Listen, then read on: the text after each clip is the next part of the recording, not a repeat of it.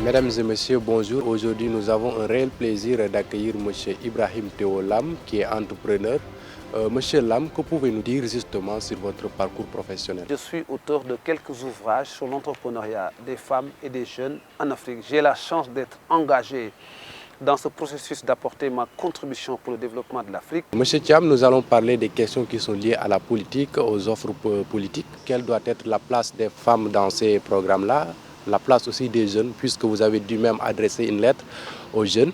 C'est pour moi un moyen également de dire à notre jeunesse, vous avez la possibilité de connaître votre environnement, qui est l'Afrique, de prendre le temps pour apprendre à vous connaître, l'introspection, de prendre le temps également de planifier vos projets et de les exécuter en fonction de votre échelle et de ne rien attendre, ni d'un État, ni d'autres personnes, ni de la communauté. C'est les efforts qu'on doit produire au quotidien qui vont nous permettre en tant qu'individus de trouver le chemin de ce que nous recherchons. Aujourd'hui, les jeunes sont confrontés à un problème de chômage. Certains même bravent la mer pour aller rejoindre l'Occident. C'est la conséquence de ce que nous avons implémenté comme système. Dans nos pays, nous avons hérité d'un système où nous avons implémenté, et nous sommes fiers de ce système en disant que c'est un système français, c'est un système américain, c'est un système japonais. En tout cas, chacun y tire sa conclusion. Mais pour ma part, ce que nous faisons dans le domaine de l'enseignement supérieur est caduc. Pour ma part, tous les discours que vous entendez au quotidien, on va reformer les curricula, on va revoir la professionnalisation, tout ça c'est du blabla, c'est du pipeau. Aujourd'hui, le fait, il est là. Plusieurs jeunes ont été à l'école jusqu'en fin de parcours.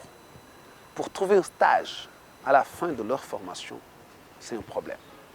Plusieurs jeunes, et des milliers, dans plusieurs pays d'Afrique, ont eu à faire des formations professionnelles. Et selon les orientations de nos États, faire une formation professionnelle, c'est s'insérer rapidement et trouver un travail rapidement. Mais en réalité, ces jeunes tardent à même décrocher des entretiens pour des éventuels recrutements. Ces jeunes qui pensent qu'il y a de l'espoir chez nous se découragent de jour en jour. Ces jeunes qui pensent qu'il faut faire les écoles de formation, qu'il faut avoir un doctorat, qu'il faut se battre pour être premier de la classe. Ces jeunes ont fini par comprendre que l'école africaine est une maison qui fabrique des chômeurs. C'est-à-dire, quand tu y rentres, on peut estimer qu'à la sortie, tu pourras être à la communauté. L'État y a investi, tes parents ont investi, tout le monde t'a soutenu, mais à la fin, c'est pour devenir chômeur. Donc en réalité, je ne suis pas contre que les gens quittent le territoire pour se chercher ailleurs, parce que nos gouvernements n'ont pas préparé un espace confortable pour que ces jeunes développent leur talent. Le jeune est à l'école, à la fin du parcours, il est plus proche du chômage que d'un stage qu'il peut décrocher auprès des entreprises. Donc finalement, il peut être guidé par des tentatives, même qui sont dramatiques, mais on n'a pas le choix. Donc le mot revient à nos présidents, aux personnes à qui nous avons confié nos caisses publiques. Le mot revient aux décideurs. Le mot revient également aux personnes qui s'engagent dans la politique et qui se disent « nous sommes capables d'apporter des solutions aux problèmes ».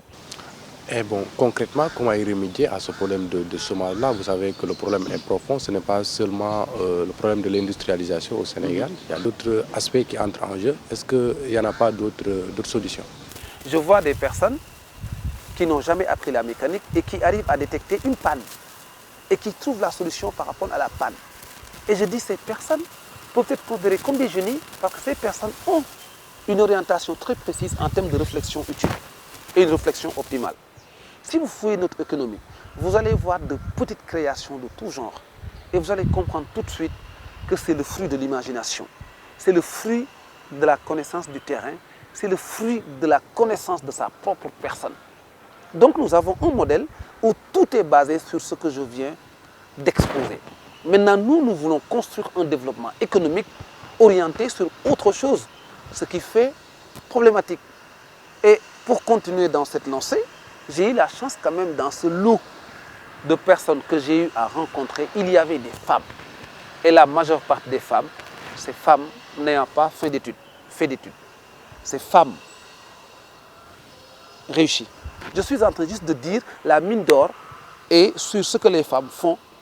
Si on exploite cela, ça peut aboutir à d'autres perspectives en matière entrepreneuriale. C'est comme l'agriculteur qui a planté ses semences, qui récolte.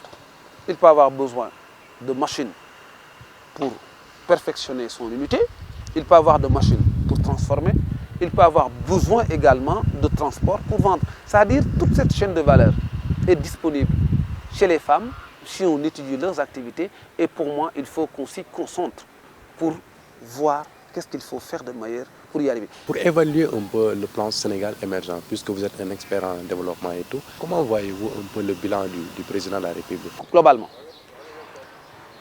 je suis content de son parcours, le président Macky Sall. Je suis content de ce qu'il a fait de bien. Je suis content de sa volonté. Son plan est bien, sa vision elle est bonne. Mais si on évalue sa gestion, certaines personnes peuvent dire qu'il y a des routes, il y a des tout ce que vous voulez, mais on mange pas ça.